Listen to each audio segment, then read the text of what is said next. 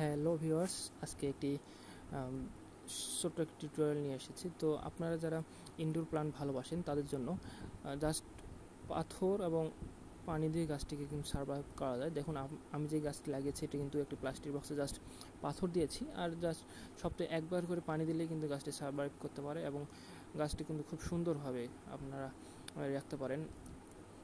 এবং আমি জাস্ট 3টে পাতা রেখেছি, বেশি পাতা হলে আমি কেটে দিই। তো এই গাছটিকে এই পাথরের মধ্যে রেখেছি, পাথরের মধ্যে এরা বড় হয়েছে এবং পাথরের মধ্যে এরা বেঁচে আছে। তো বক্সটিকে রাখার জন্য আমি একটি কাগজের তৈরি চারকোনা বক্স তৈরি করেছিলাম, যাতে জিনিস রাখলে ভালো লাগে। তো জাস্ট সাজানোর জন্য আমি এটা রেখেছি।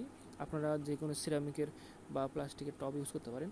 তো এই দেখুন এখন কত সুন্দর লাগতেছে। এইভাবে আপনারা যে কোনো জায়গায়, ঘরের যে কোনো জায়গায় বা পড়ার টেবিলে, অফিস টেবিলে রাখতে পারেন। তো এরকম সুন্দর সুন্দর ভিডিও পেতে আমাদের চ্যানেলটি সাবস্ক্রাইব করবেন এবং আমাদের পাশে থাকবেন, বেল আইকনে ক্লিক করবেন। ধন্যবাদ।